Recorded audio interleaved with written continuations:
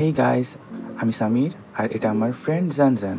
তো জানজানের বার্থডে ছিল, তাই আমি ওর জন্য একটা বুকে বানাইছিলাম, কিন্তু ওই দিনই ও কক্সবাজার চলে যাচ্ছিল, তাই ও বুকেটা রিসিভ করতে পারে নাই। তাই আমি ওই বুকেটা দিয়ে ওকে বলছিলাম যে ড্রাই ফ্লাওয়ার বানাই দিব।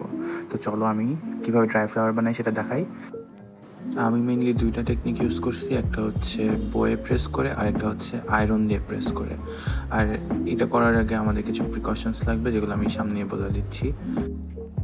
তো হচ্ছে আমি প্রথমে ফুলগুলোকে কেটে নিচ্ছি, ইয়েলো রোজটাকে কেটে নিচ্ছি, তারপর হচ্ছে বইয়ের মধ্যে চাপা দিছি। আর আয়রন মেথডে হচ্ছে হোয়াইট রোজটাকে আমি 3 সেকেন্ড করে করে আয়রনে প্রেস করতেছিলাম। বেশি করে দিলে কিন্তু হচ্ছে পুড়ে যাবে, আর we need to make them dry. তো হচ্ছে আমরা শুকাই নিছি।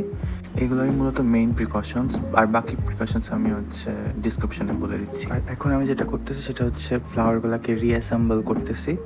আমি আগের মতো করার চেষ্টা করতেছি ফুলগুলোকে। আর হচ্ছে এখানে আমি যে গ্লুটা ইউজ করছি সেটা হচ্ছে পিভিএ গ্লু। 1 চামচ পিভিএ গ্লুর সাথে 1 চামচ পানি, যাতে গ্লুয়ের ডেন্সিটি আর স্টিকিনেসটা একটু কমে, তাই আমি এই মেথডটা ইউজ করছি। আর একটা জিনিস যেটা মাথায় রাখতে হবে সেটা হচ্ছে বইয়ের মধ্যে রাখলে আমাদের কিছুক্ষণ পর পর কিন্তু চেক করতে হবে, আদারওয়াইজ ফাঙ্গাস পড়ে যাবে, কারণ হচ্ছে জিনিসটা ভেজা।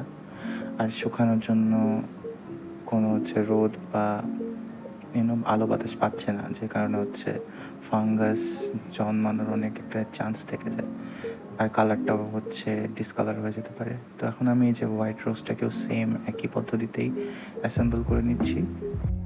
আর এই 3টা ফুল অ্যাসেম্বল করতে আমার অনেক টাইম লাগছে।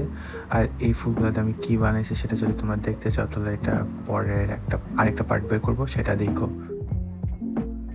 আজকে তাহলে এই পর্যন্তই। পরের ভিডিও প্লিজ দেখো, আর আমার চ্যানেলটা ভালো লাগলে প্লিজ সাবস্ক্রাইব করো। বাই।